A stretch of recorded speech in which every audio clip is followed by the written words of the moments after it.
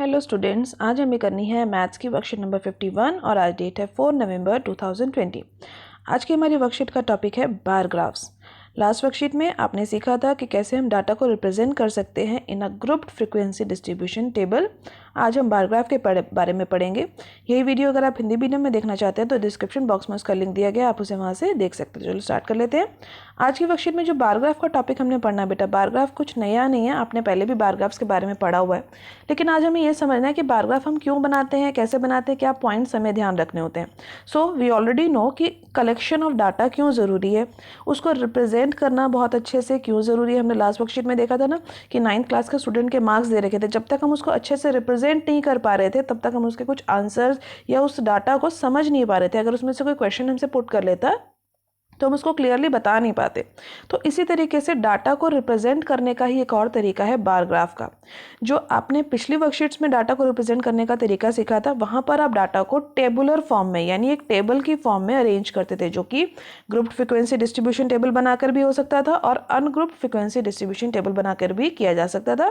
लेकिन bar graph का मतलब है कि आप डाटा को रिप्रेजेंट करेंगे in the graphical form, in a pictorial form. तो चलो पढ़ लेते हैं। यहाँ पर हमें क्या बोला गया है। Children, you know about the representation of data by tables. पता है ना आपको टेबल्स में कैसे अरेंज करते हैं, लास्ट वर्कशीट्स में आपने यही किया है।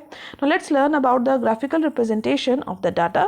Usually comparison among the individual items are best shown in the form of graphs.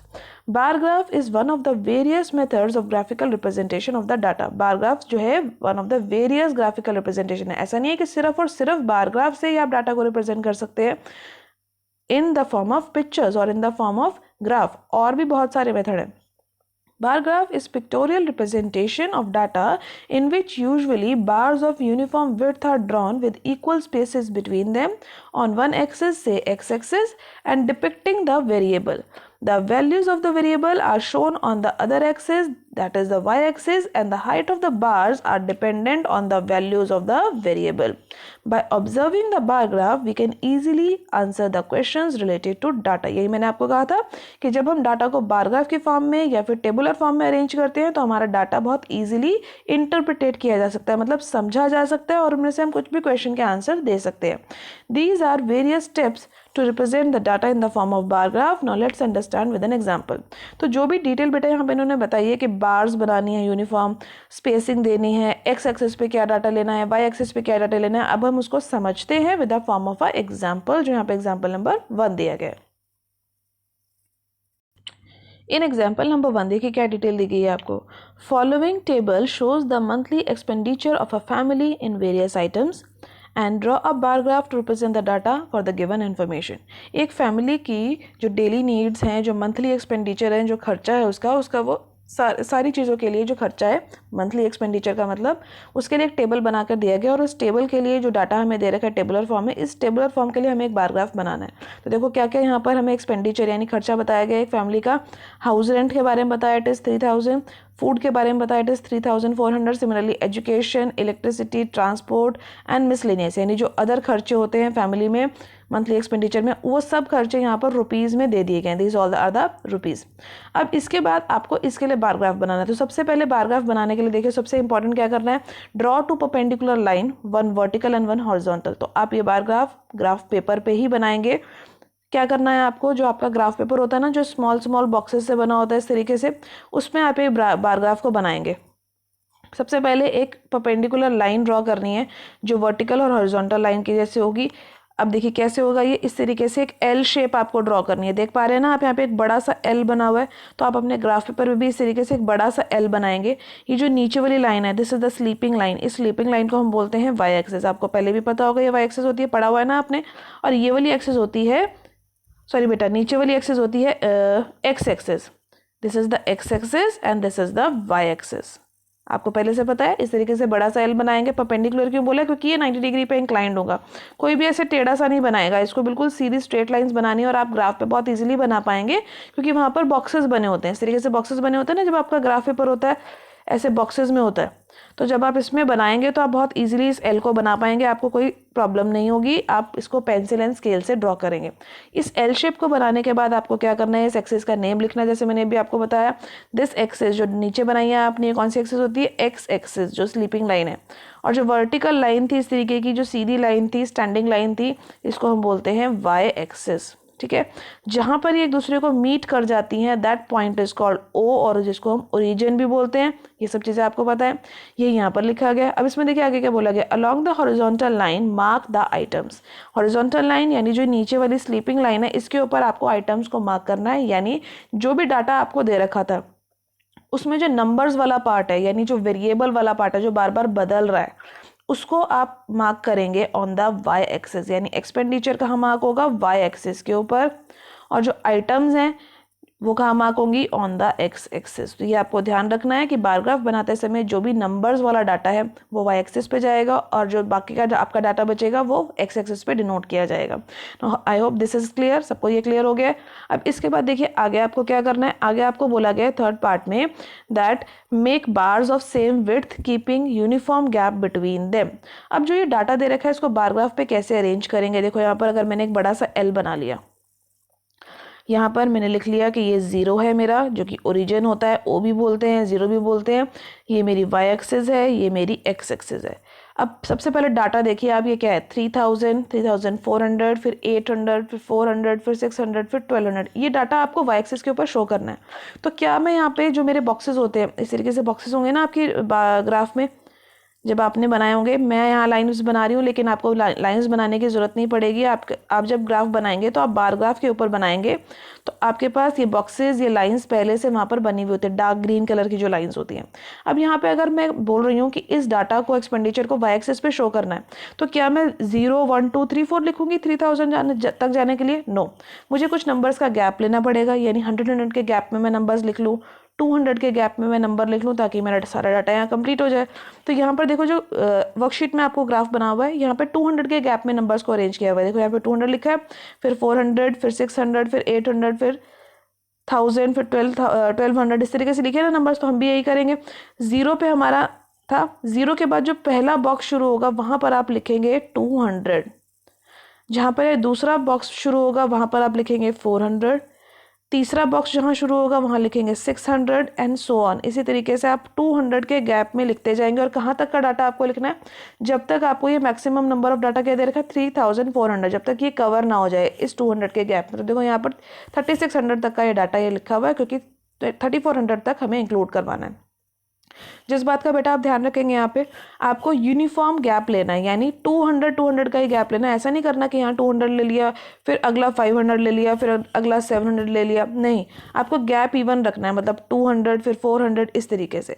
इसके बाद आपको बोला गया था एक्स एक्सिस पर आप क्या रिप्रेजेंट करेंगे, जो आपकी आइटम्स है। अब इसको रिप्रेजेंट करने के लिए आपको बार्स चूज करने हैं, मतलब जहाँ से ये ज़ीरो था ना, तो एक पूरा ब्लॉक छोड़ दीजिए। इस वाले ब्लॉक से हम शुरू करेंगे। क्या डाटा था हाउस रेंट के लिए, 3000 का।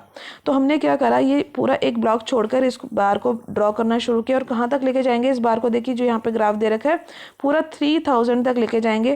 क्लोज करेंगे ऊपर से बार को, और यहाँ पे नीचे एक पूरी स्ट्रिप बना देंगे, पूरी बार जैसा बना देंगे।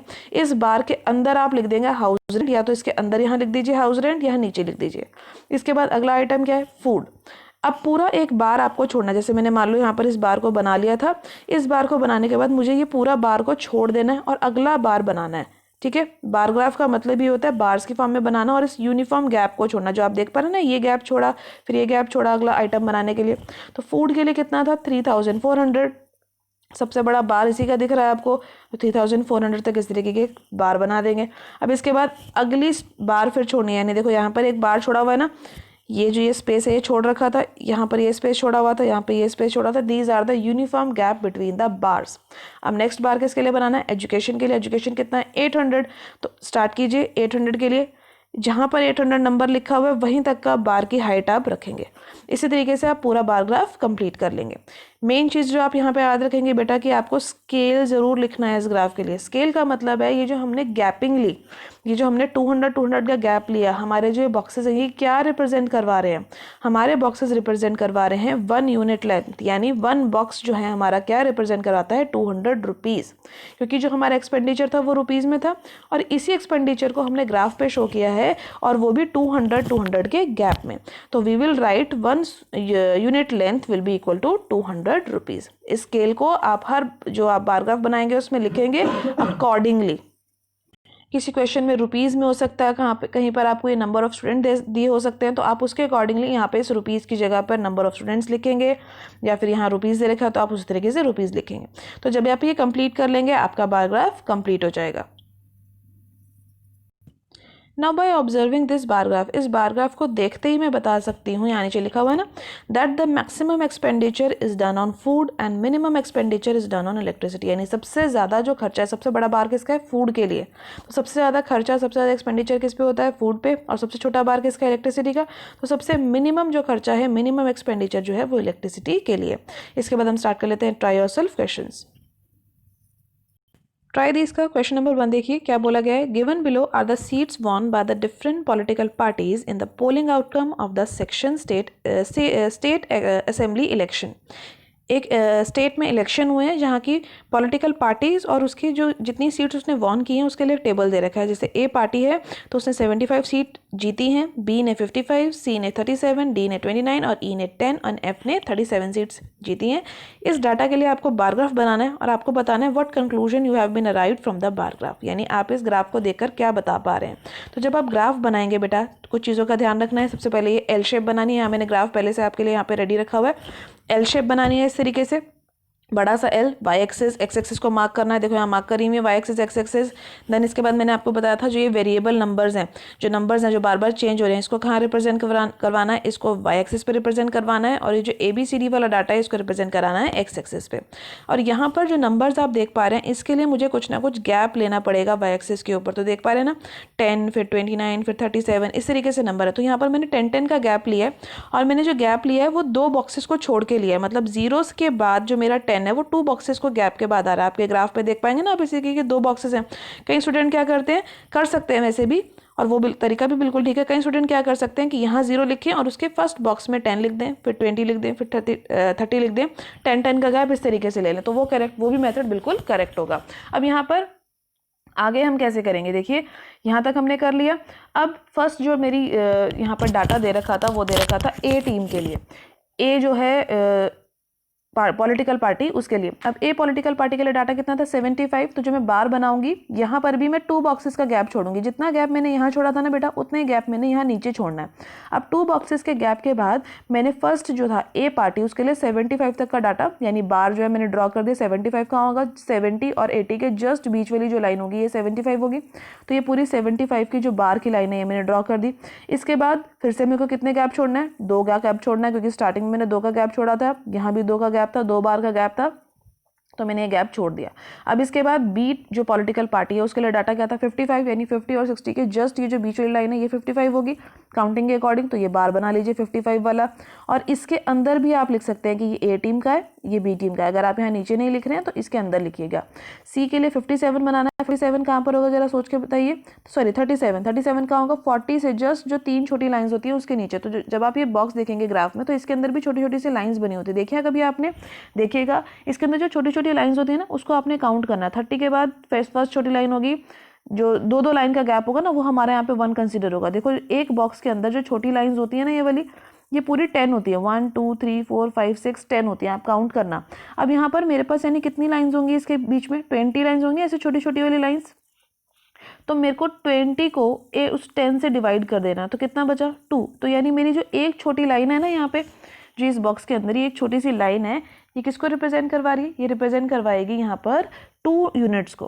तो इसीलिए जो मेरा 37 होगा वो कहाँ पर होगा? देखिए यहाँ पर ध्यान से, जो मेरे को यहाँ पे 37 मार्क करना है वो 40 से थोड़ा सा ही नीचे होगा तो आप उसको काउंट करके वहाँ पर सर्च कर लेंगे और यहाँ पर आ जाएगा आपका 37 का बार सी के लिए। इसके बाद डी पर आना है। डी के लिए कितना डाटा है 29। अब 29 कहाँ पर होगा 39 से जस्ट थोड़ा सा नीचे, तो आप उसको भी मार्क कर लेंगे डी के लिए। इसके नीचे अंदर डी लिख देंगे। सिमिलरली ई के लिए मार्क करेंगे 10 का बार और एफ के लिए करेंगे 37 का बार। इस ग्राफ को बनाने के बाद आप ये जरूर लिखेंगे कि आपने एक्स एक्सिस पे क्या रिप्रेजेंट करवाया, पॉलिटिकल पार्टी, एरो बना दीजिए, और वाई एक्सिस पे आपने क्या रिप्रेजेंट करवाया, नंबर ऑफ सीट्स वॉन। यहाँ पर लिख देंगे नंबर ऑफ सीट्स वॉन। अब यहाँ पर क्या आपका ग्राफ खत्म हो गया? नो, आपको सबसे पहले यहाँ पर स्केल भी लिखना है। ग्राफ के ऊपर ही लिखते हैं हम स्केल, यहाँ लिख देंगे scale.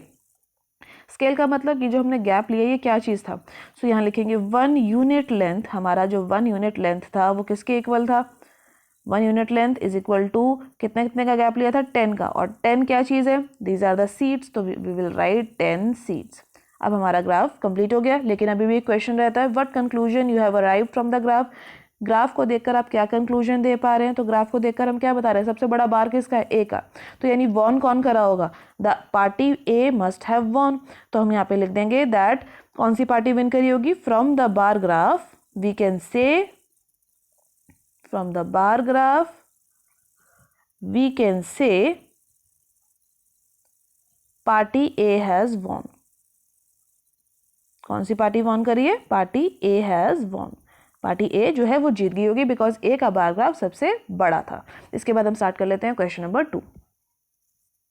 Let's start question number 2। Question number 2 में देखिए क्या बोला गया, following table shows the number of bicycle manufactured from 1988 to 2002।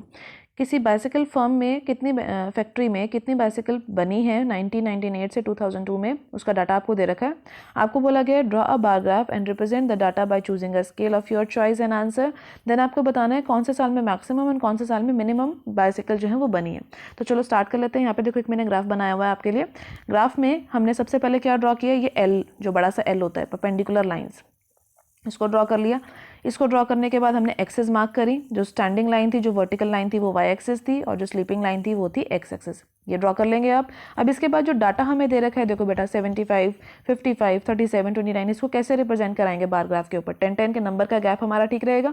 तो हमने क्या किया है, सबसे पहले ओ मार्क किया, जिसको हम जीरो भी बोलते हैं, ओरिजिन बोलते हैं, जीरो मार्क किया। जीरो के जस्ट एक पूरा बॉक्स ऊपर, अब इस ग्राफ में आप देख पा रहे होंगे कितना ईजिली हमें बॉक्सेस दिख रहे हैं, डार्क ग्रीन लाइन दिख रही है ना, तो जो डार्क ग्रीन लाइन है उसी पे हमने मार्किंग करनी है। 10, 20, 30, 40, 50, 60, 70, 80, 90 एंड 100। 100 तक की मार्किंग क्यों कर रहे हैं, आप 80 तक की मार्किंग भी कर सकते थे, कोई प्रॉब्लम नहीं है। जहाँ पर आपका 75 नंबर इंक्लूड हो जाए वहाँ तक की मार्किंग आपको करनी होती है। अब इस मार्किंग को करने के बाद हमें बार्स बनाने हैं। 1998 के लिए हमें बार बनाना है। पहले मैंने आपको बताया ना, जो नंबर ऑफ डाटा होगा वो हमेशा वाई एक्सिस पर होगा, और जो सेकंड डाटा होगा यानी जो भी हमें आइटम्स दे रखी होंगी वो एक्स एक्सिस पर मार्क की जाएंगे। तो एक्स एक्सिस पे हमने क्या मार्क कर लिया, ईयर, एरो बना दिया, और वाई एक्सिस पे हमने लिख दिया नंबर ऑफ बाइसिकल्स मैन्युफैक्चर्ड, और वहाँ पे भी एक एरो बना दिया। जो डाटा यहाँ दे रखा था उसी को हमने वहाँ लिखा है। अब सबसे पहले जो आइटम है वो क्या है, 1998 में कितनी बाइसिकल्स बनी है, 75। तो 75 का होगा 80 और 70 के जस्ट जो मिडिल लाइन होगी वो होगा 75। तो एक बार बना लेंगे आप इस तरीके से। भूलिएगा मत कि आपको इससे पहले भी एक यूनिफॉर्म बार जो है यहाँ पे गैप जो है वो छोड़ना है। इसके बाद फिर से एक यूनिफॉर्म बार का गैप छोड़ेंगे और अगला बार बनाएंगे। अगला बार किसके लिए होगा, 1999 के लिए, लिखते भी जाएंगे बेटा इसके साथ यहाँ पे। और अगला बार था 55, तो 60 और 50 के जस्ट बीच में जो लाइन होगी वो होगी हमारी 55, तो बार बन जाएगा 55 का।